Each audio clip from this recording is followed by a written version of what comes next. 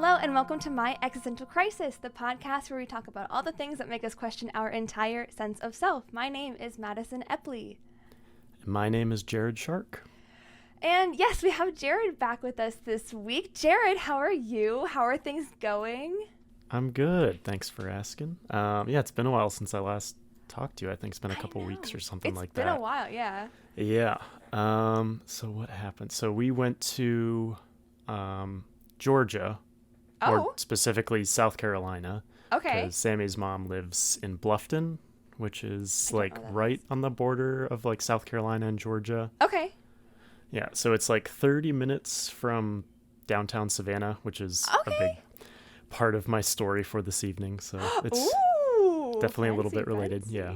Okay. Savannah's like one of the most haunted cities in America. Yes, it is. I want to go so badly. It was cool. Yeah, I've never been there before, but it definitely gave me the heebie-jeebies. The paranormal, the heebie-jeebies, as it were. Yeah. So you said Sammy's so that was really from cool. there? So she's from Ohio, but she actually grew up most of her life in like Bluffton and Georgia, and she went to school there too. Yeah. How did she end up here? She just didn't want to live down there anymore. Just kind of got tired of it, and I gotcha. Yeah. Makes sense. Totally get it. It was cool. The weather was kind of crappy, but oh no, it's okay. Yeah. Did Levi? Is this the first time like Levi is seeing that side of the family? Yes, I think so. I mean, he's met his uncle and his grandmother and a couple of people, but this was like the first time that we took a trip down and like saw everybody. Yeah, it was nice. I love that. That's so nice. Yeah. What have you been up to? Oh, how did your was it Sweeney Todd audition? How did that go? Yeah, so I just had my callback audition this past Saturday, and I think I did really well. I'm really proud of how I did. I put a lot of work into it, and I think that showed. So, I mean, we'll see. I don't know when I would hear back, but that's exciting. We'll see. I really want to be Joanna, but what's new? It's gonna happen. I'm manifest it. I am trying to manifest it. Thank you, Jarod. Thank you. So yeah, I had my callback, and then right after the callback, I drove 3.5 hours to Pittsburgh for the Taylor Swift concert. It's an eventful day. Yeah, it was crazy. It was fun. It was really fun. Yeah, that's what I've been up to. I saw that they renamed. I'm sure it's temporary, but they like renamed Pittsburgh Swiftsburg. Oh, I thought you meant the stadium. Oh no, I just saw it was like something that the mayor did. Did he really? The Swifties descended upon the city. Yeah. Apparently her concert, the night that I went, it was the largest gathering for one single event in Pittsburgh ever, like including all sporting events, including like hockey, any parade, any festival, anything. And I think that was, I'm not sure, but I think that was just counting how many people were in the actual stadium. I don't think that was counting everyone who was standing outside the stadium, because there were like, you know how like the boats will come to like watch the games and stuff? There was a shit ton of boats on the water to see the concert, and then there were so many people outside, like in the parking lot, just like waiting outside the stadium to hear it. It was crazy. That sounds like quite the experience. I'm not like the biggest Taylor Swift fan. That's okay. I will forgive your wrong opinion, but that's okay. That's quite all right. Sorry. I liked her old stuff. I love her old stuff. It's all it's all good stuff, Jarod. But yes, I understand. But yeah, all right. Yes.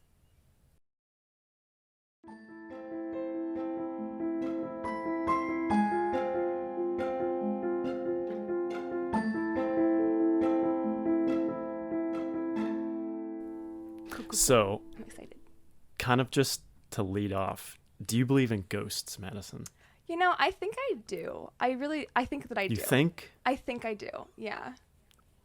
So what's holding you back from just like fully committing to it? I have never seen anything myself that I think of. So like I'm a very logical person.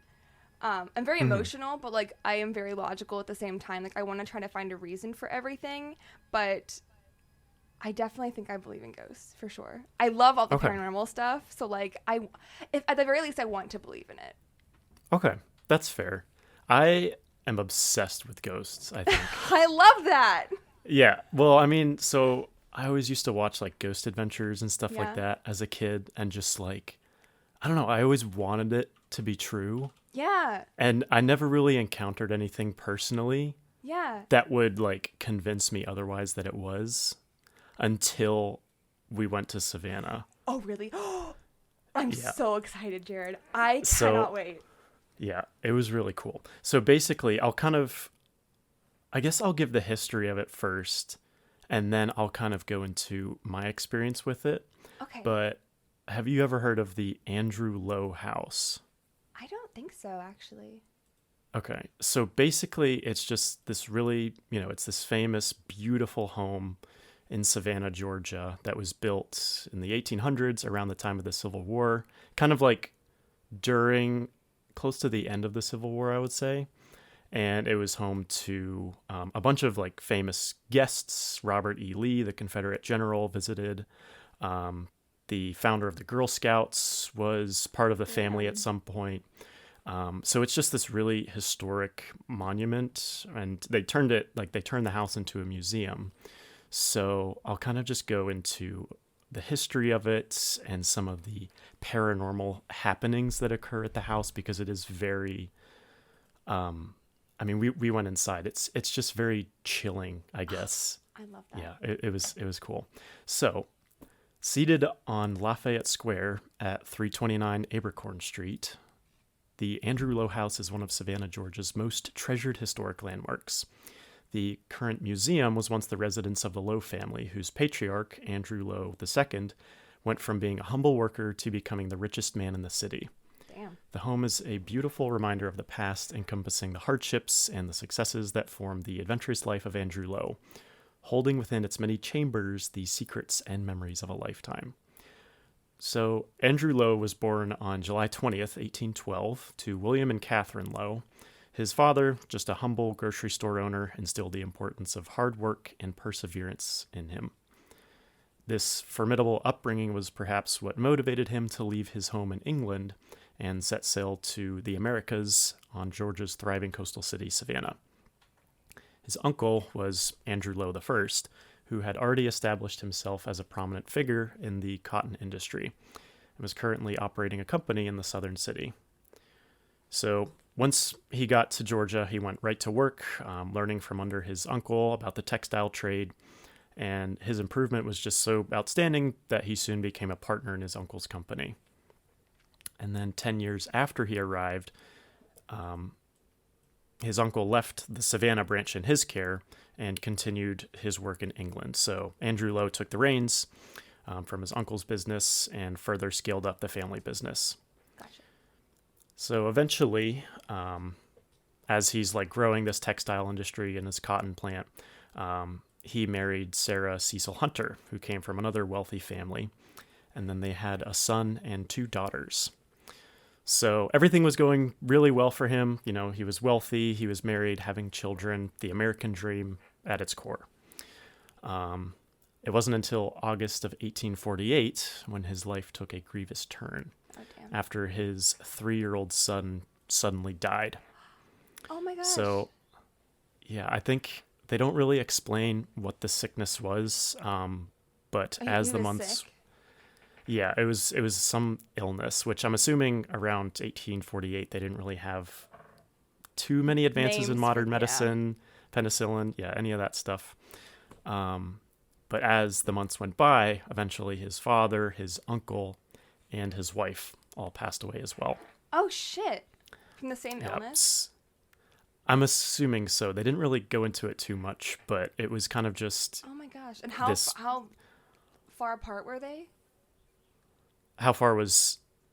How far away did everybody die? Like how much time had Oh, passed? I think within... So, like, from August up until the new year in 1849. Holy so, what, that's shit! 4 months? Months. Oh my gosh. So, eventually, he decided to remarry. You know, after a loss like that, he's, took him a good while to recover from that. So at age 42, he eventually married his second wife, 20-year-old Mary Cowper Stiles. So a pretty big age gap. Yeah, a little bit icky, but they were in love with each other. They were crazy about each other. So they started honeymooning in Europe before returning to Savannah and then settling in the now finished home, the Andrew Lowe house today, and having more children. So this is right around the time that the American Civil War was like heightening. So I'm not going to go too much into, American Civil War history. We're all pretty familiar with that. But eventually it was, the wealth and prosperity that he was experiencing eventually just kind of crumbled from beneath him.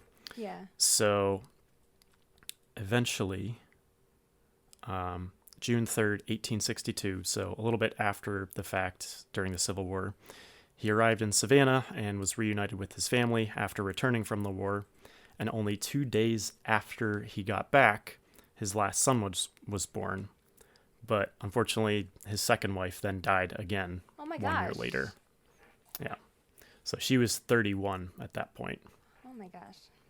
So just a lot of death, heartbreak and death and just sickness and, just a lot of things that he didn't really see coming.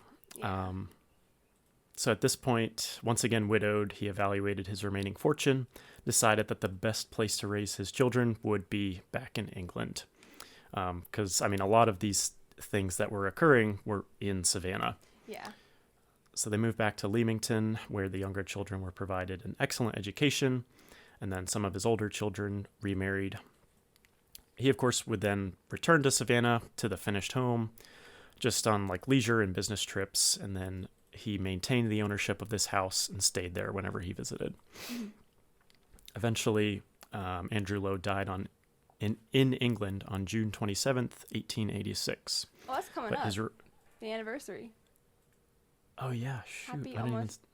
How many years would that be? 200 something? 100. No, more than 100. 100. Jarod, jeez. 200. Oh, wait, less than 200. No, that's right. Yeah, it'd be less than. 50? 140? I'm not good at math. I'm going to trust your judgment. 134, something like that. Okay. Just on the spot.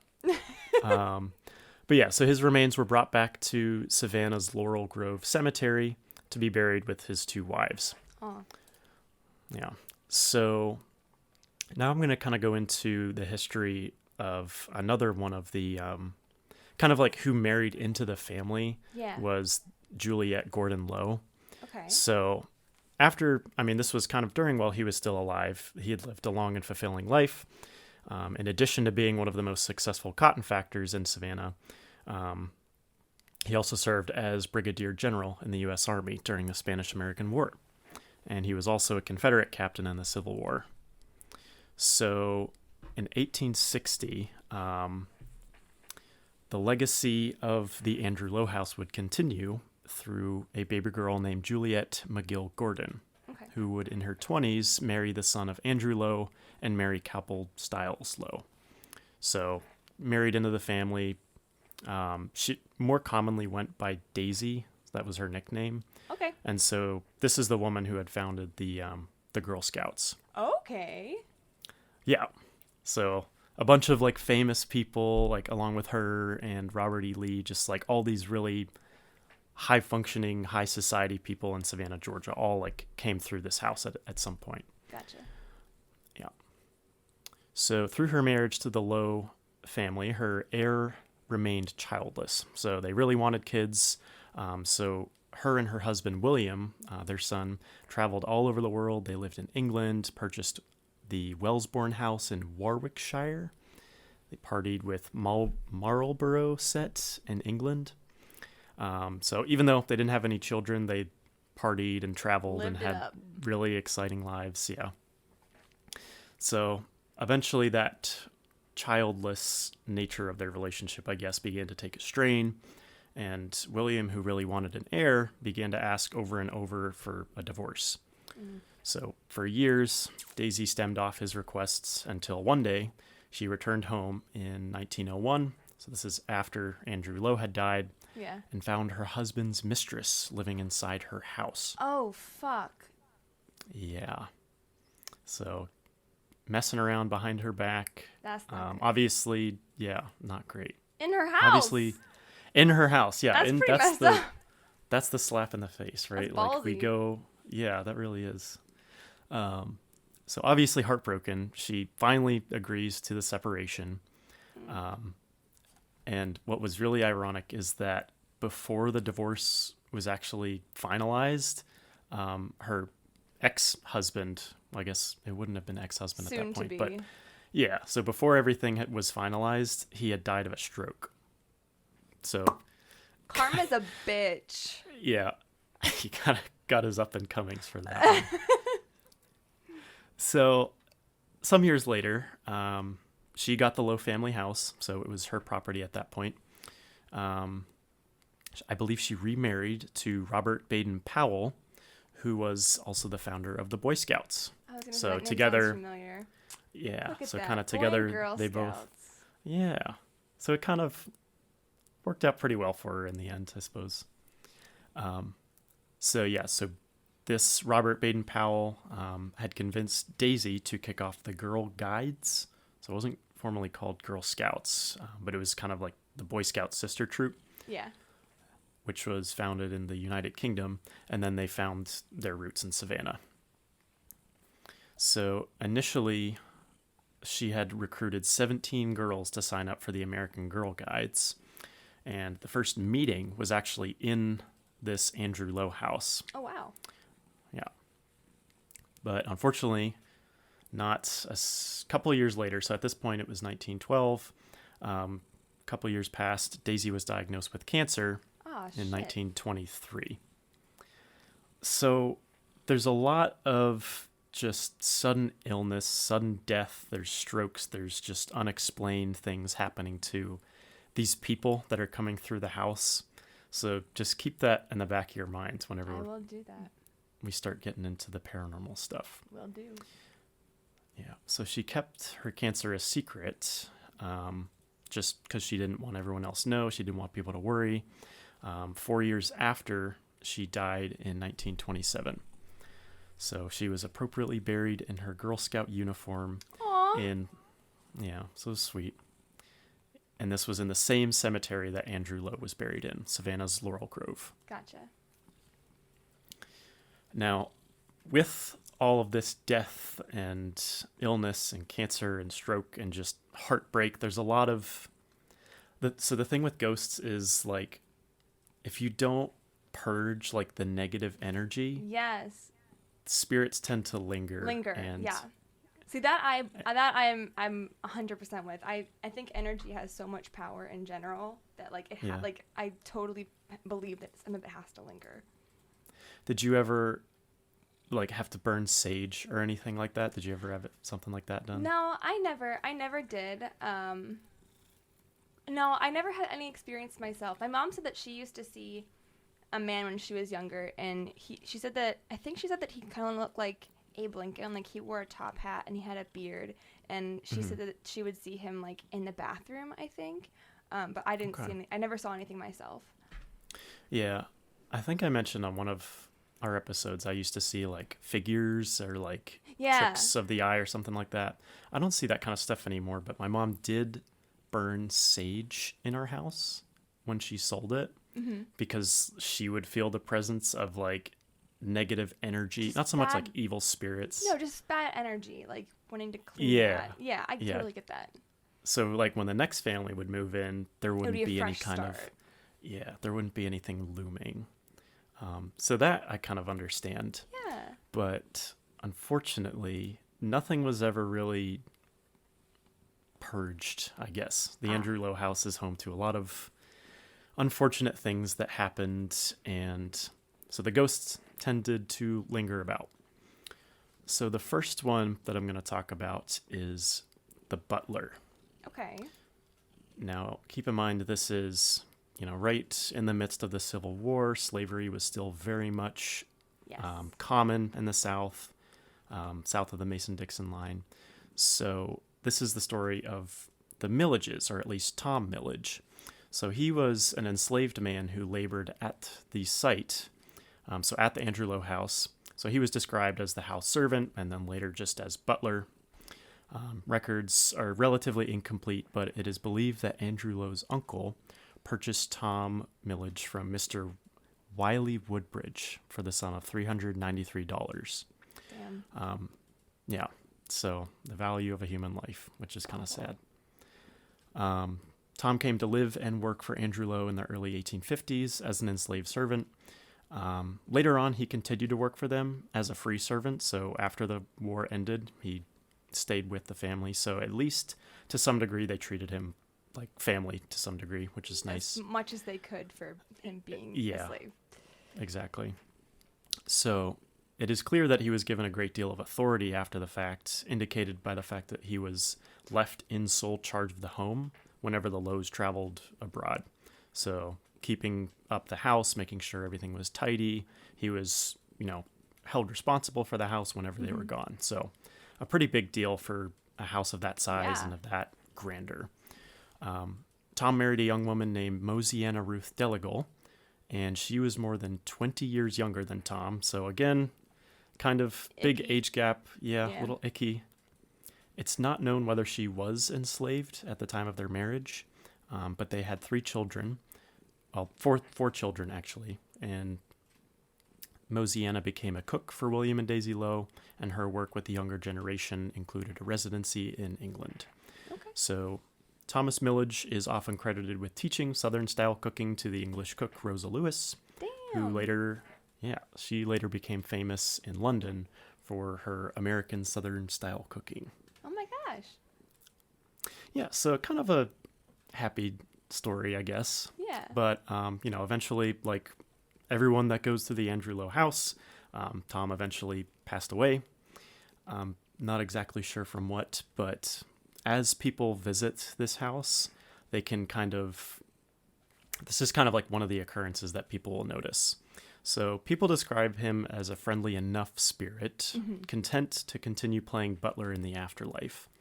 Objects in the house have been moved, as though Tom wishes to replace them to their original position when he was alive. While performing his ghostly duties, his footsteps can be heard plodding about on all levels of the house.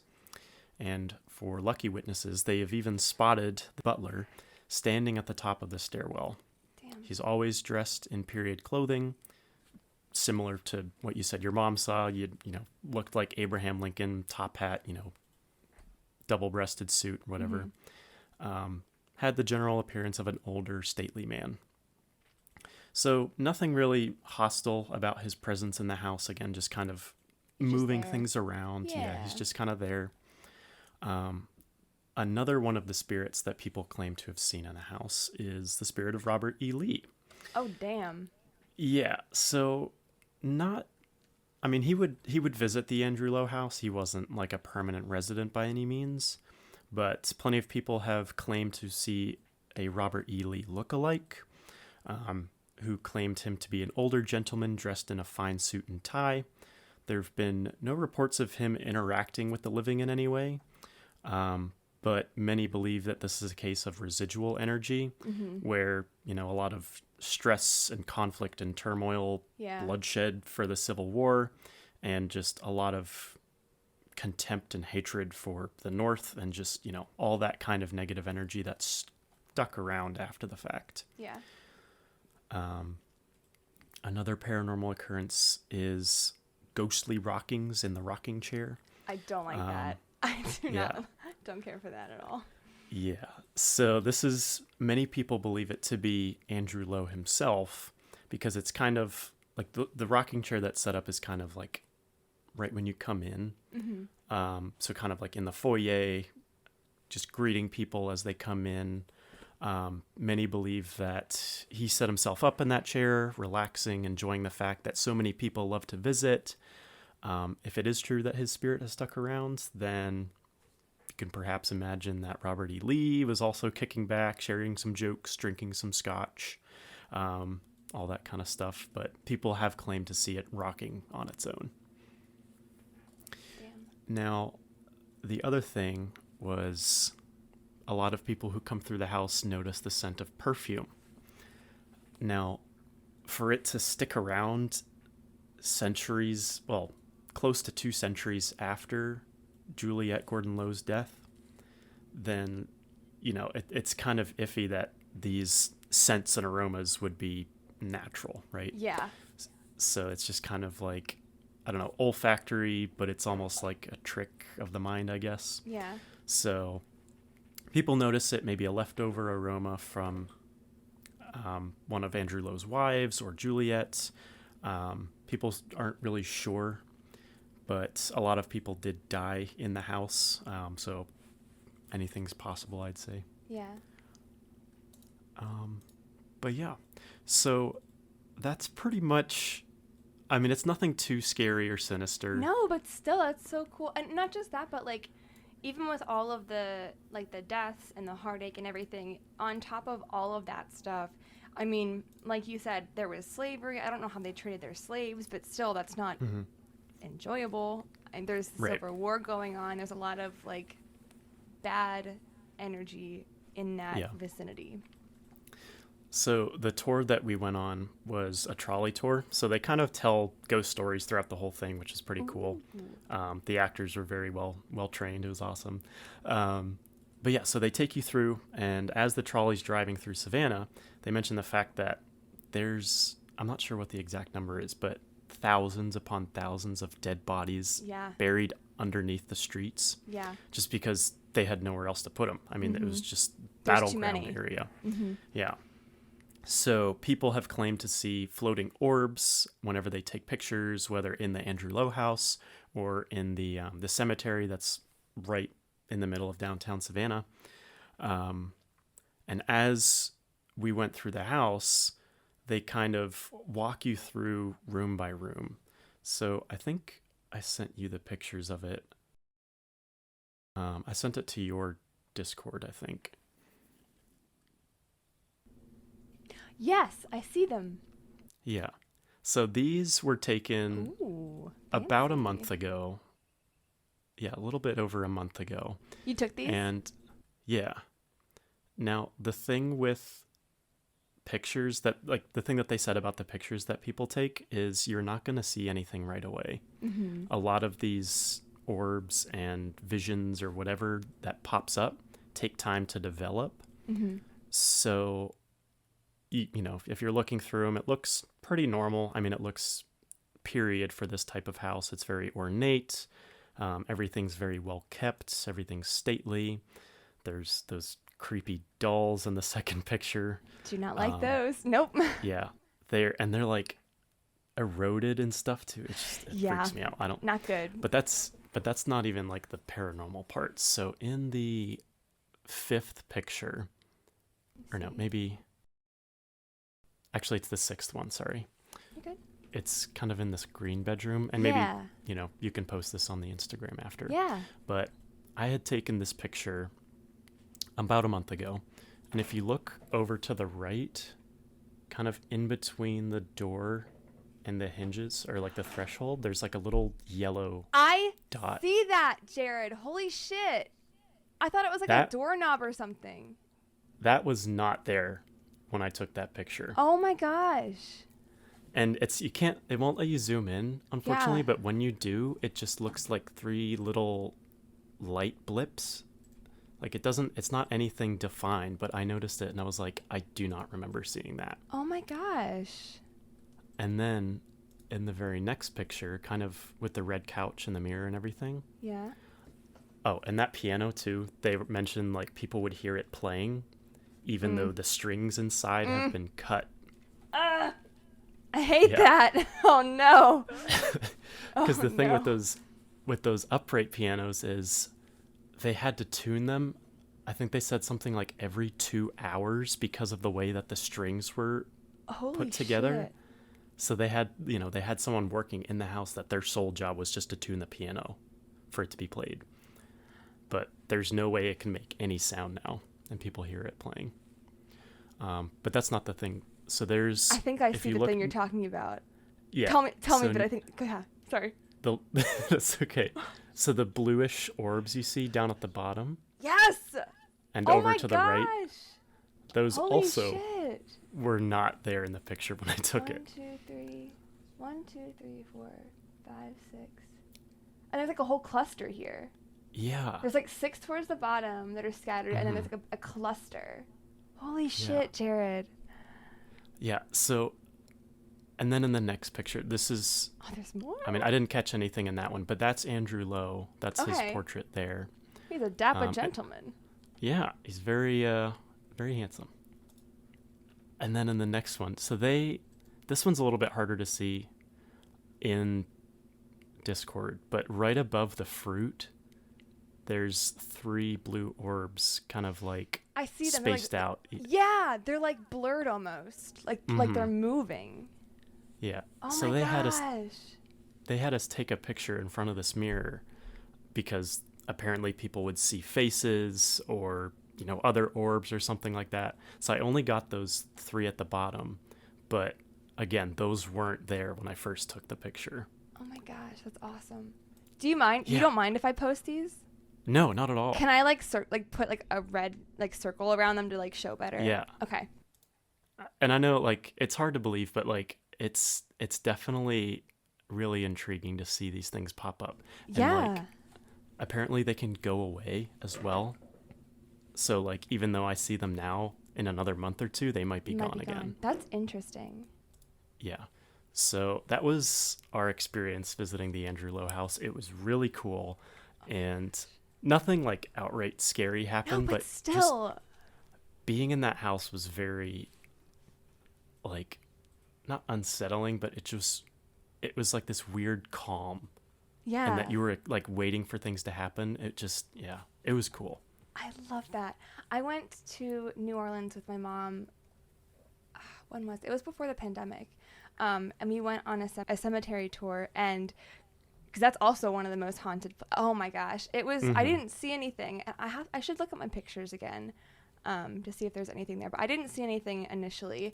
But yeah, so cool, so cool. Yeah. I love. So that's the story so of the Andrew Lowe house. Thank you so much, Jarod. I love that. Did Sammy see anything? I'm not sure. She took about the same number of pictures that I did.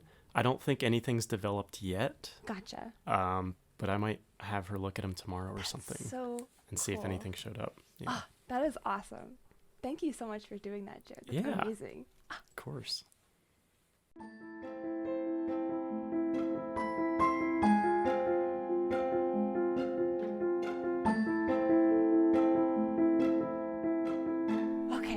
Are you ready for what I've got for you?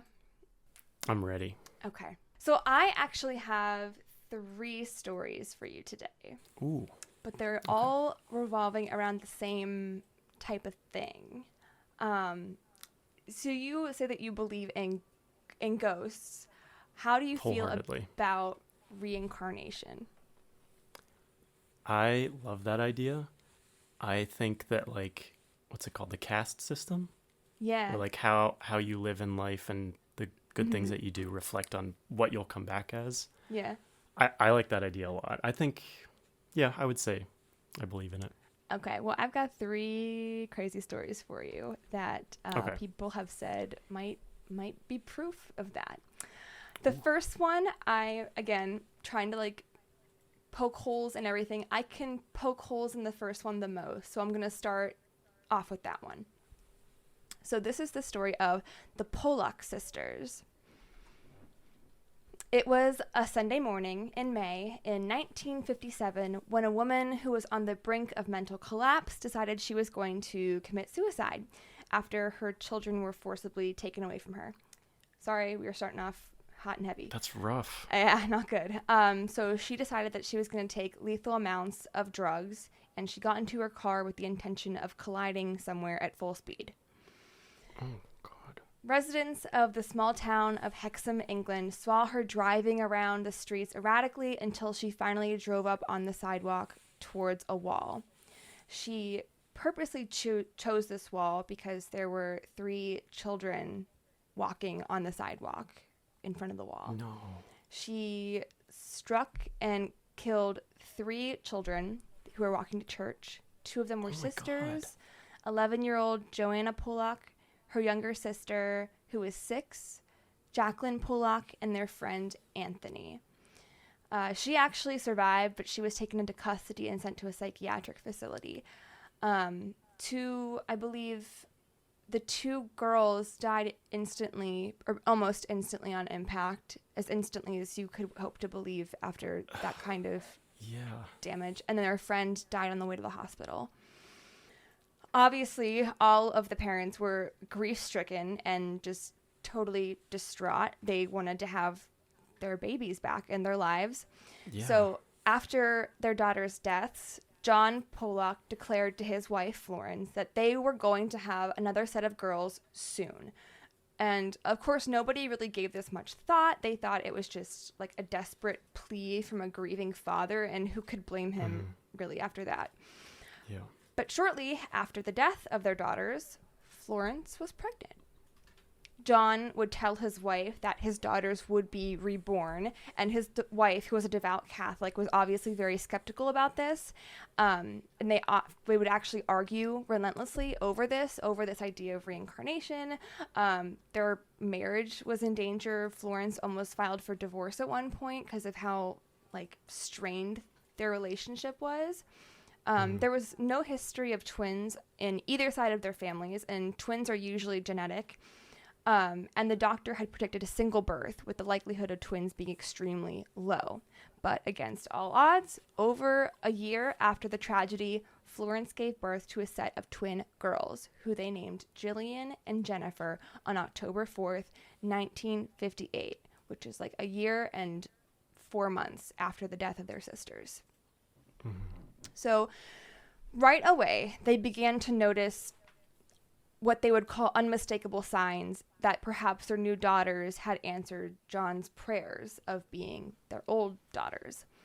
The twins were identical. They were identical twins, which means the egg separates into 2, and they should be carbon copies of each other. But they had different birthmarks, which is considered to be very highly unusual. Jennifer had a very distinct, slightly depressed white line across her forehead over the right eye, which is the exact same place that Jacqueline had a scar when she fell and hit her head on a bucket. And Jennifer also shared the exact same birthmark as Jacqueline, which was a dark, round mark on the left side of her waist.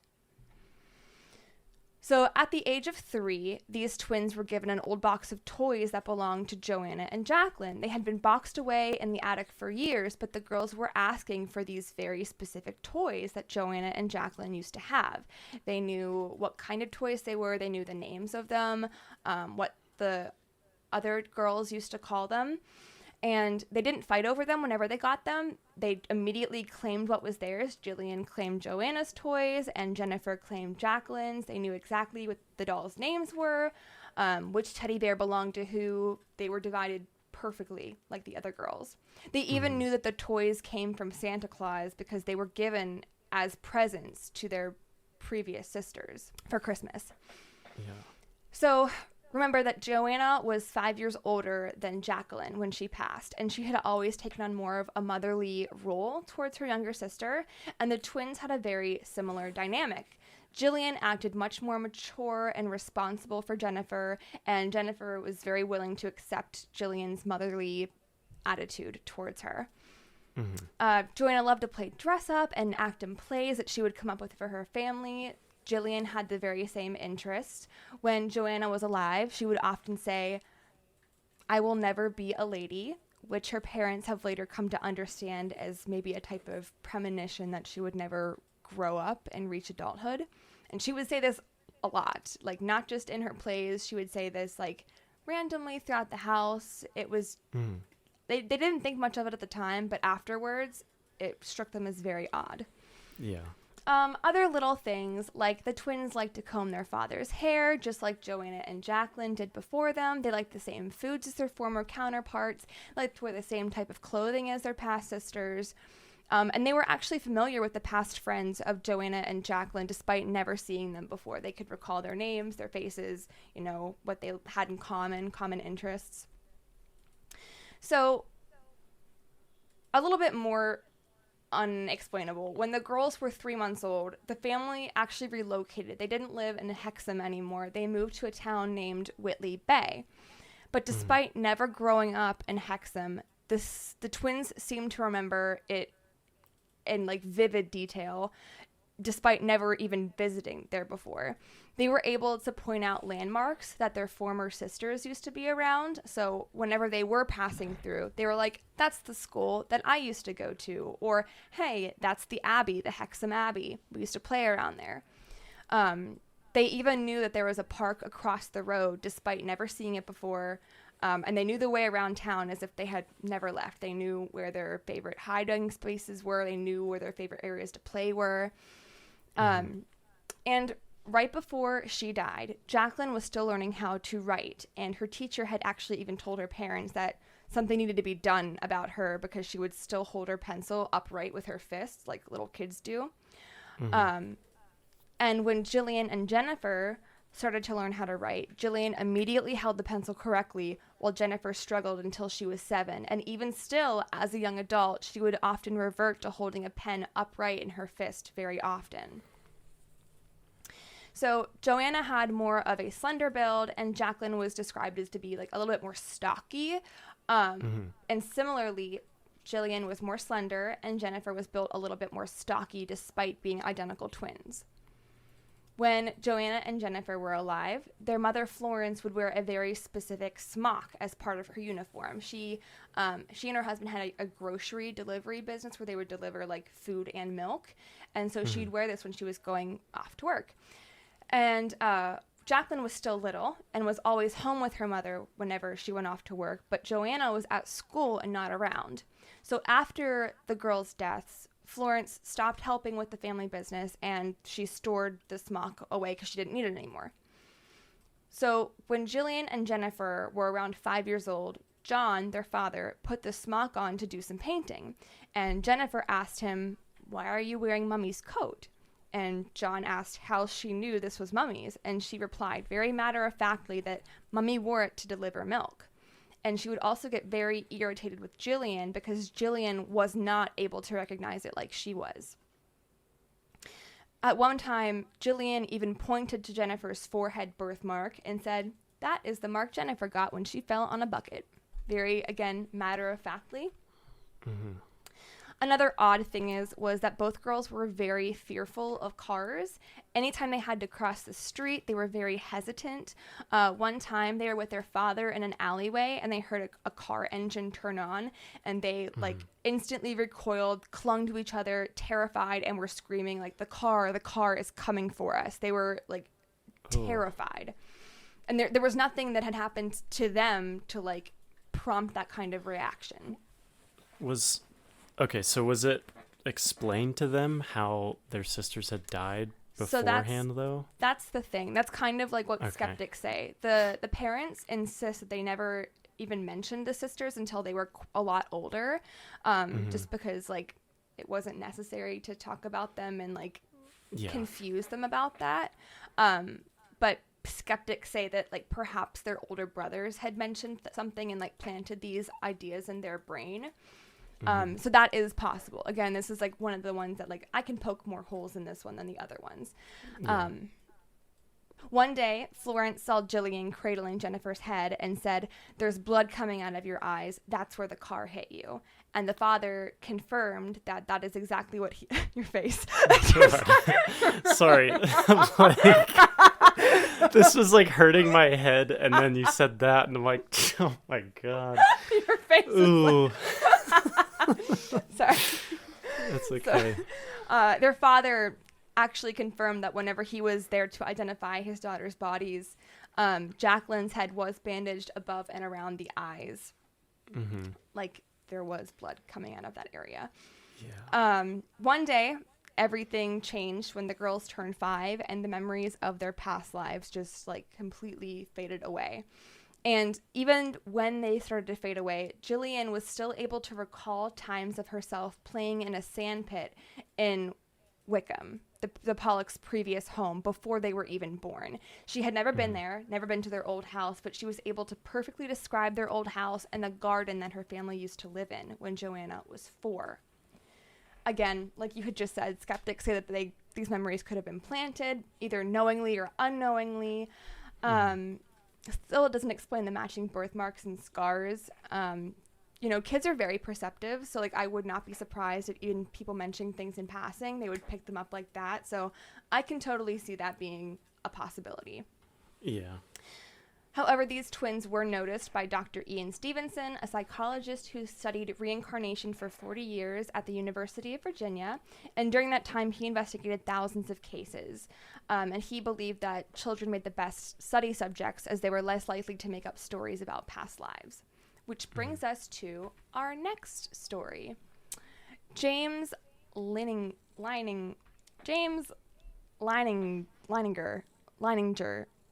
James. His name is James. James L. Yeah. James L.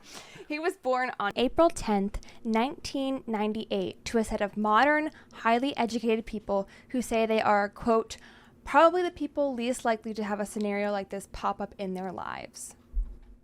At just 22 months old, James's father, Bruce, took him to the Kavanaugh Flight Museum in Texas. And even at that very young age, he was fascinated by the planes, especially the World War II exhibit. He couldn't get enough.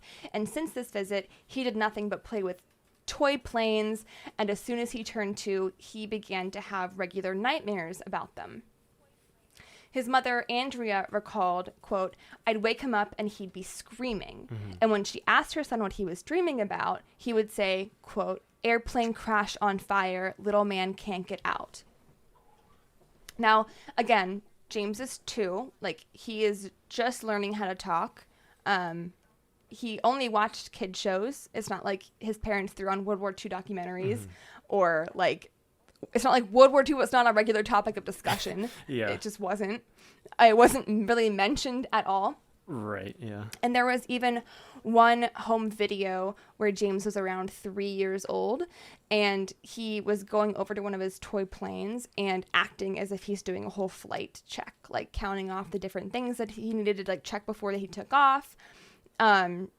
They never remembered anything like that being presented in a book or a movie or anything before. And James developed this really funny habit of saying airplane crash on fire and slamming his toy plane's nose first into the family's coffee table. And he would repeat this again. Sorry, your face. Violent kid. Again, like he would repeat this over and over. There's dozens of scratches and dents and nicks on the table from him doing this repeatedly.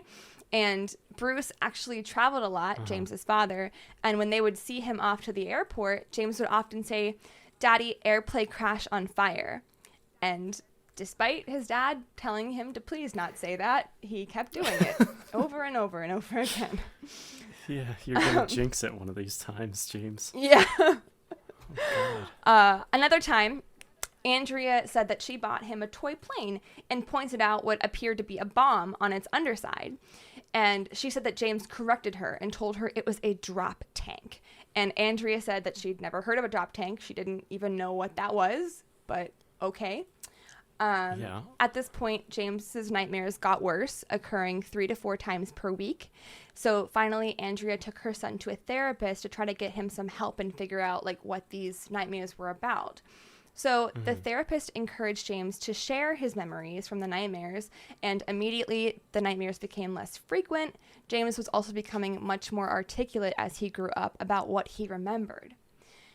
He would usually talk about it at bedtime whenever he was sleepy and a little drowsy. He would tell his parents like these extraordinary details of his former life as a fighter pilot. He told them how his plane was hit by the Japanese and crashed. He told his father that he flew a Corsair, which is a type of fighter aircraft made for World War II. And he recalled how they used to get flat tires all the time. Like, you know, those Corsairs, they just get flats all the time, you know. The worst. And they're the worst. It sucks.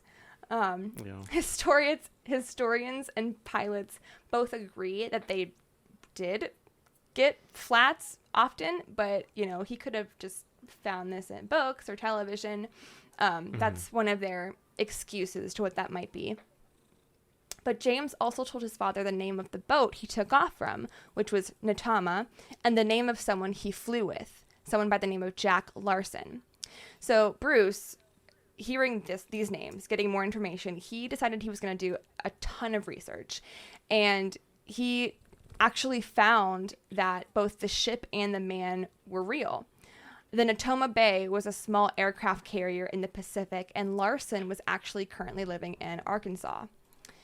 Going back a little bit, when James was just about 2.5 years old, his father was looking through a book he was planning to give to his own father for Christmas. And it was called The Battle for Iwo Jima, 1945.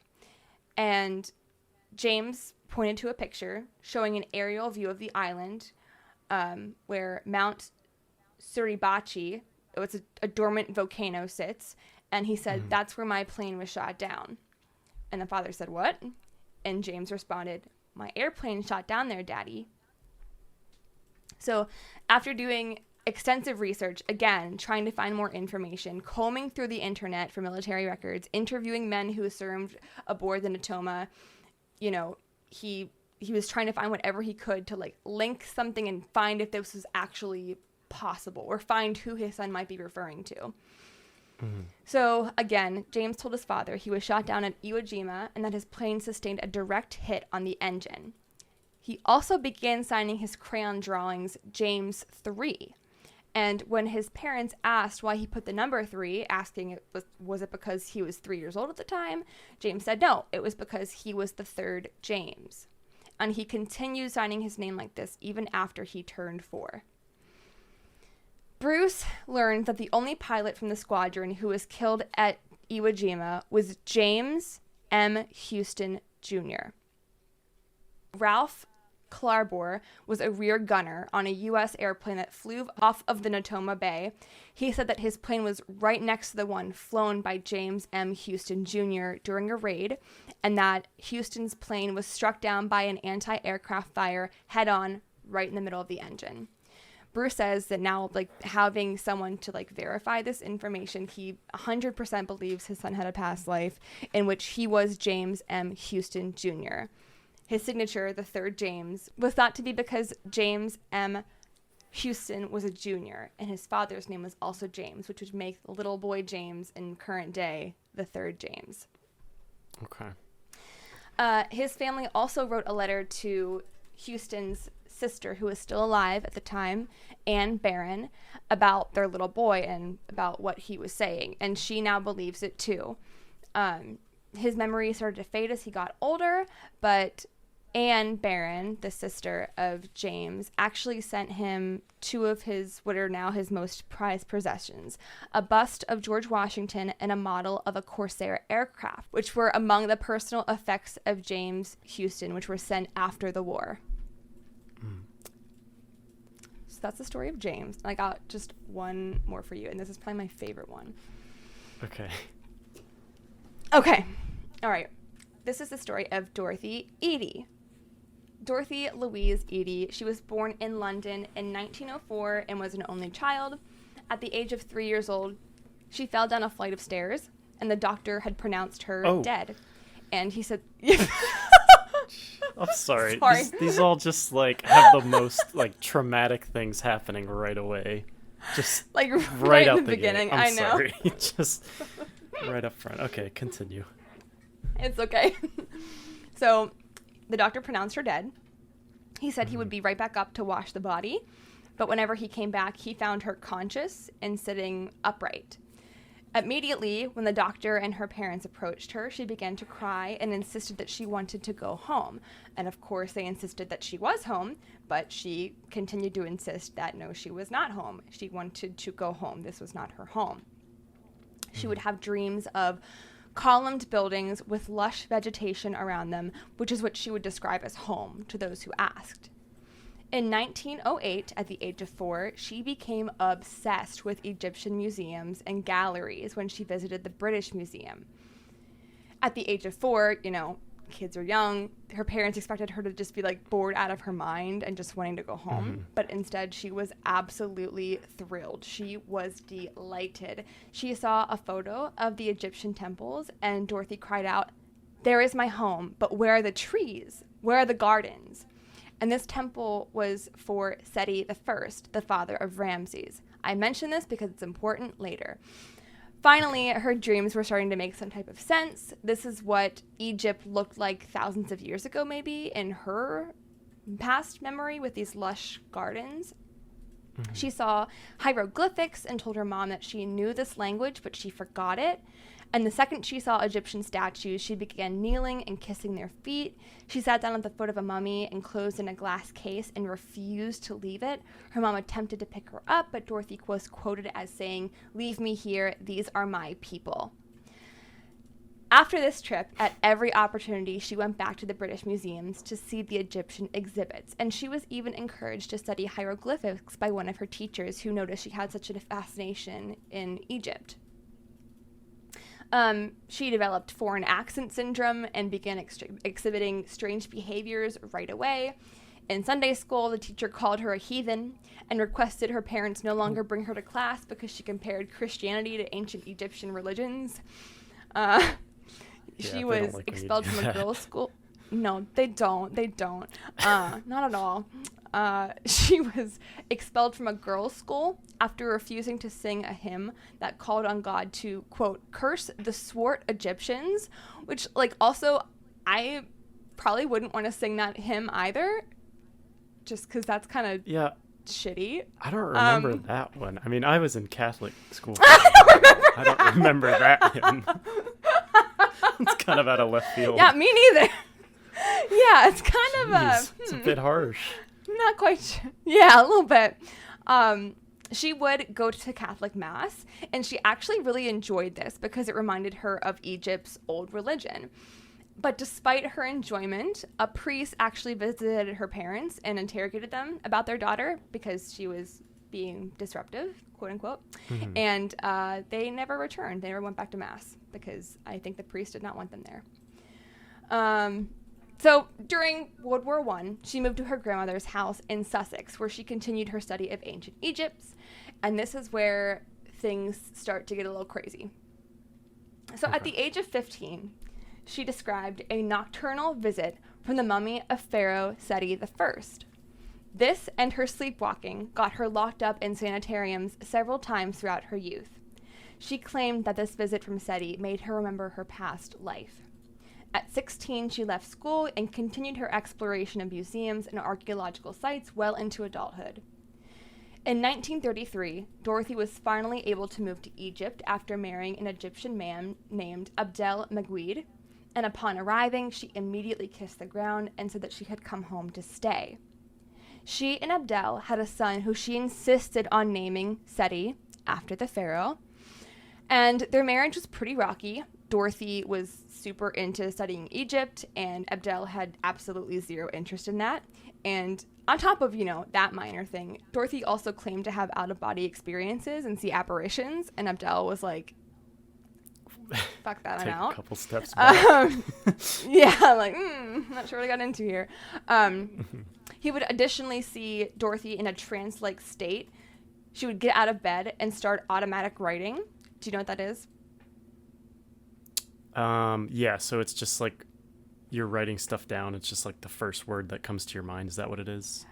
Yeah, it's kind of like, that's kind of like what, if you see like, psychics who will like do that, and, what's the really popular one, like the Hollywood psychic or whatever? I forget his name, but like he will like write, it's just kind of like in both intuition, but it's also supposed to be like the spirit like speaking through you, like you're just kind of like a body there for them to like a vessel. Basically. Okay. Yeah. I gotcha. Yeah. So Dorothy explained that she had more nightmare visitations from the spirit who she called Hora, who would dictate to her over a whole year the story of her previous life.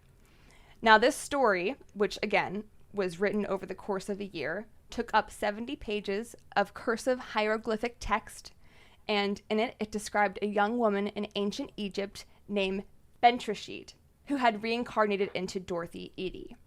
Bentrashit was of humble birth. Her mother was a vegetable seller. she was 12, the high priest asked her if she would like to go out into the world or if she wanted to stay and become a consecrated virgin, basically a nun in Catholicism.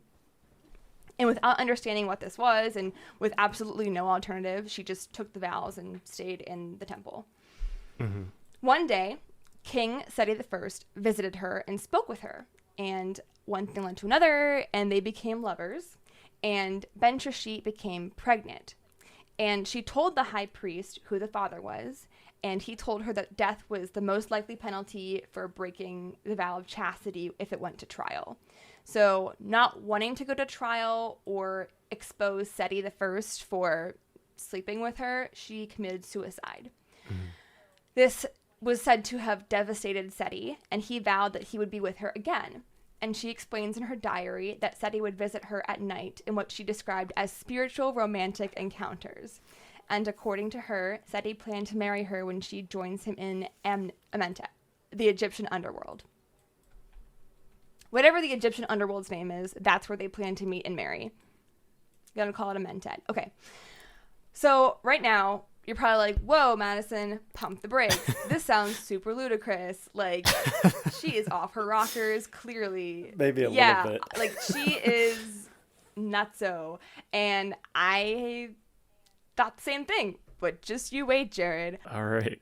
So she was actually able to convince many people that she, in fact, was a priestess from ancient Egypt. Her and her husband, obviously divorced, she went on to work for an Egyptian archaeologist named Selem Hassam in the Department of Antiquities as a secretary and a draughtswoman, which is basically someone who draws detailed imagery of fine machinery and other like artifacts. Cool. She was the department's first female employee, which like go her. Yeah. She was very devout in her Egyptian religion, and she was very respected by the villagers for not hiding her faith in the gods, because it was like, it's considered to be more like outdated and taboo at this like more modern time. She was very respectful and sensitive to other religions, feasting with Muslims during Ramadan, celebrating Christmas with Christians. And eventually she became unemployed and took a job in Abydos at the age of 52.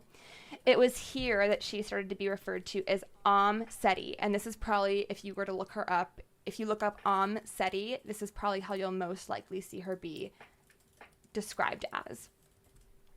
So I'm going to call her that from now on. Seti. Okay. So it's because it's customary in Egyptian villages to refer to the mother by the first name of her eldest child. So means mother, and then Seti was her son's name. So mother of Seti. Okay. Seti. So Abydos was where she believed she had lived in her previous life. And at one of her trips to the temple of Seti, the chief inspector from the antiquities department, who knew about her claims, decided he was just going to test her and ask her to stare and stand at a particular wall of paintings in complete darkness. She was blindfolded. It was completely dark. She was instructed to identify the wall paintings based on her prior knowledge and her prior knowledge as a temple priestess alone. And she was able to complete the task successfully, even though the painting locations had not been published at this time. They were not publicated. They were not published in journals. They were not really written down anywhere. She was able to name all of them. So for her, this temple of Seti was a place of peace and security where she was watched over by the eyes of ancient Egyptian gods. She claimed that in her past life as Ben-Trishit, the temple had a garden, like she remembered in her dreams.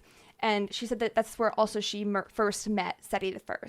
And her descriptions as a young girl, they were not believed by her parents. But while she was living in Abydos, the garden was found exactly where she said it would be found. This garden was not found yet. She actually physically pointed exactly where it would be found, and archaeologists were able to dig and find tree stumps and other evidence of what used to be a lush garden in that exact space. She also led the archaeologists to a tunnel on the north end of the temple.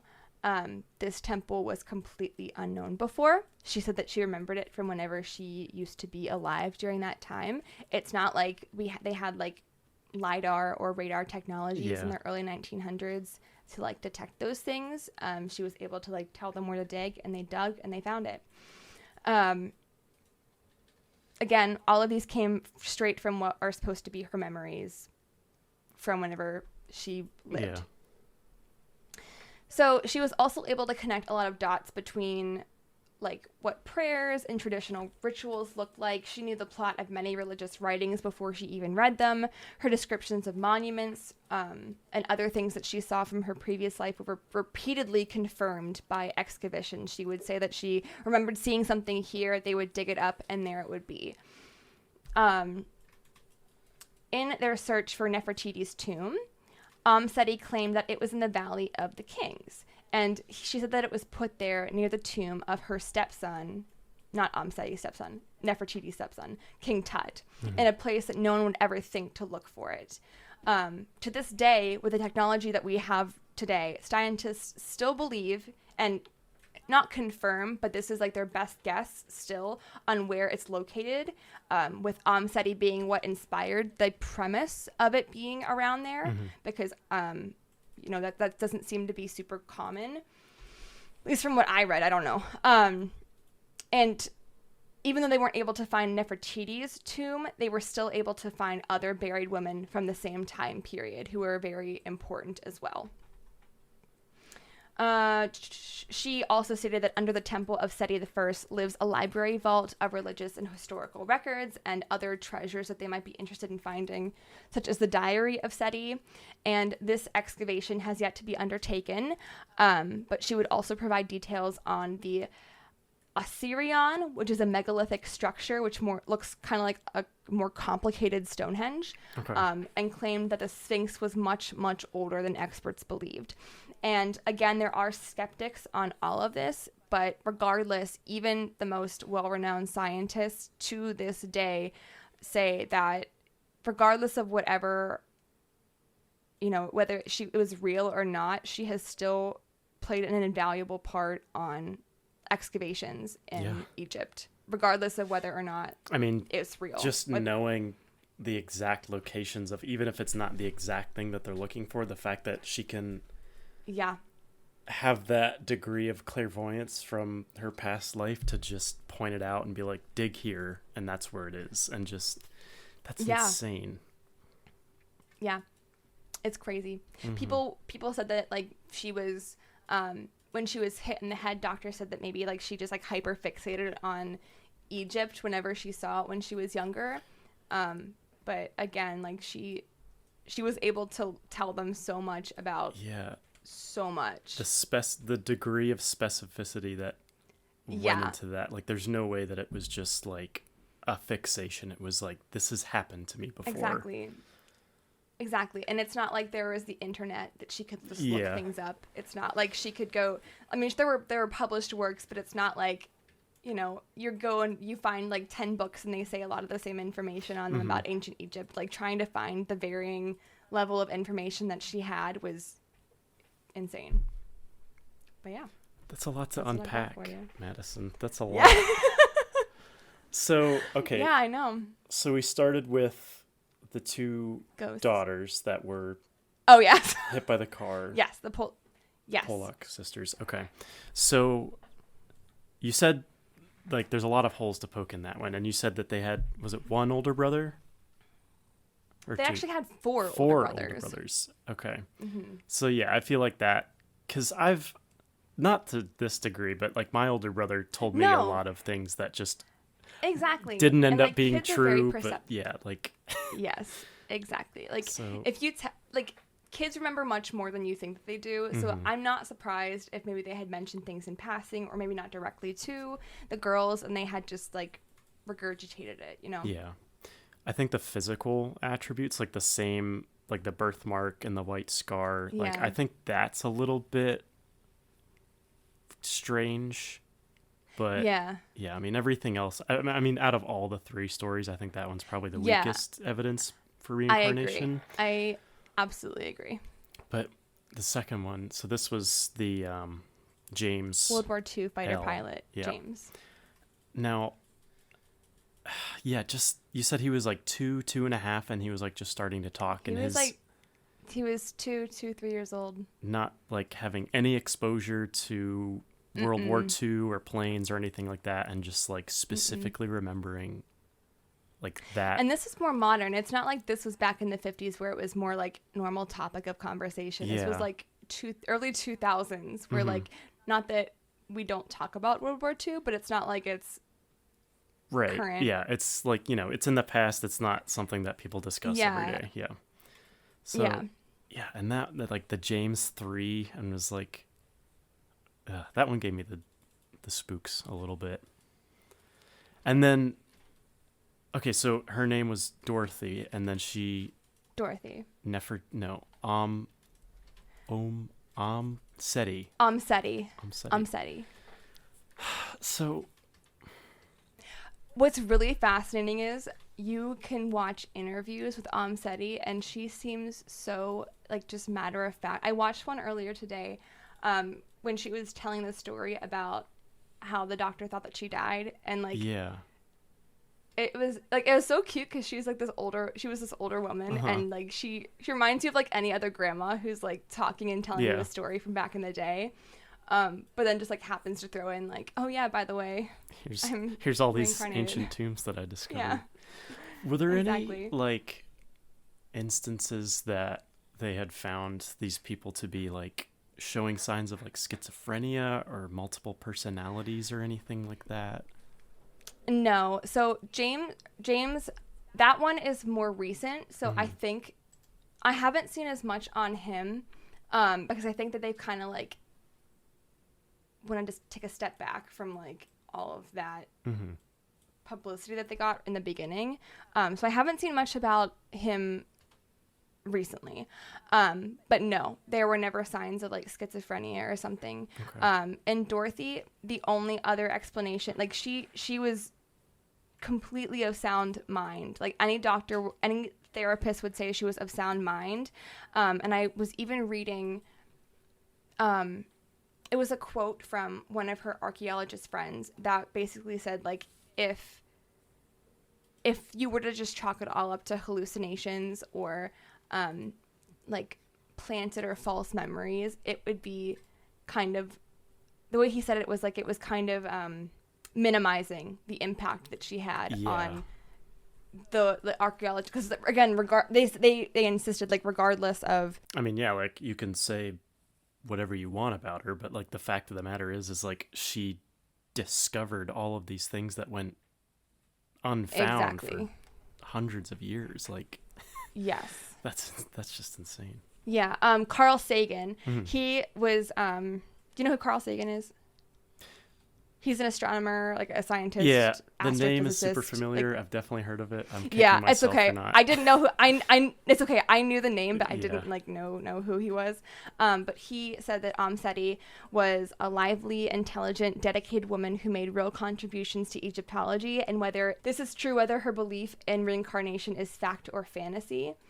And he pointed out there was no independent record other than her own accounts to verify what she claimed. There was absolutely nothing else that could have confirmed it besides them digging up and finding exactly what she had said. Again, a psychiatrist said that it could have just been like an obsession of hers. But another psychologist noted that she lived a very functional life and so-called everyday reality, and it would be an extreme loss to have seen her simply as someone who was hallucinating. Yeah, I think that's so interesting. Just, I don't know, the fact that like any kind of, I feel like some kind of trauma had to have been instilled from a very young age to these people, because I mean, with the first two, it was their sisters, but I mean, it didn't happen directly to them, but it was, carried through that family. Stress. It was yeah. And then with James, I mean, it was just something that had happened. I mean, I don't think anything, like he wasn't injured or anything, but then with Dorothy, I mean, she was pronounced dead. So I feel like some kind of trauma had triggered these, like these things to come flooding back. And I think it's interesting that like, I don't know, potentially everyone has some past connection or some past life that just, I don't know, it's so cool. You picked, that was a good topic. I'm glad you liked it. There was like I didn't really go into like what people think of like why children, most of the examples are from children, Mm-hmm. but the theory is kind of because they are closest to the other, like whatever you want to call it, realm or whatever, like the other spirit. They were closest to not being born. They were closest to the other side of existence. Okay. So they are the most fresh to like, I don't know what I'm trying to say. No, I get you. You see that in a lot of brain. like fantasy and everything like that. Like, or even like younger children with ghosts. Like they're supposed to see more things than adults do because they're, whether it's because they're more susceptible or whether they're closer to that other side than adults are. Yeah. That's kind of what the theory is. No, I get that. Yeah, that makes sense. Yeah, that idea That's what I've presents itself in a lot of like different fiction and fantasy works, I think. Like that idea that children are close to that. Yeah. I don't know what I believe, but I really like to believe that maybe every bit of it is a little bit true. Like I want to believe that like everything is a little bit right in its own way. Yeah, I mean, if everyone thinks that, because there has to be like an excuse. If everyone had that mindset, Madison, there'd be a lot less conflict in the world. I know. If everything was just a little bit true and everyone was a little bit right, I think we'd all get along a little bit better. I think so too. It's sad that that's not the case. Yeah. Oh well.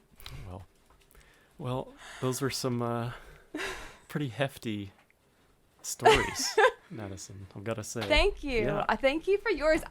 Jarod, I am so excited about these pictures. I can't even begin to tell you. They're like, great. I am. I'm sorry. Go ahead. No, I'm just making noise. I'm just so excited. Continue. I was just saying, so I was at work last week and I was like, I didn't have anything to do really. And I just whipped out my phone. I was like, I'm going to go check the pictures. And I saw it and I was like, showing everybody. I'm like, look at this. And they're like, what am I looking at? And I was like, that wasn't here. They're orbs. You don't see that? I was so excited. That is like one day I hope to, you know what? I really want to go to Gettysburg is only like an hour from me. I really want to go and like a night cemetery tour to Gettysburg and just like go for it. I want to see something. I want to see something so badly. It'll change your life. I bet it will. I bet it will.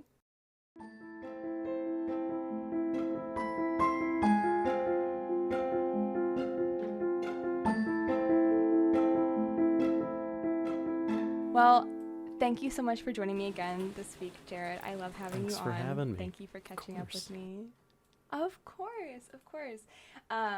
You can follow us on ME Crisis. Nope, I do this every time. You can follow us at ME Crisis Pod on Facebook, Instagram, and Twitter, or send us an email at myexistentialcrisispodcast@gmail.com. If you have any story ideas that you'd like us to cover, please feel free to submit those. We always cover them. And yeah, thanks guys. Thanks for everything. See ya. Yeah, bye.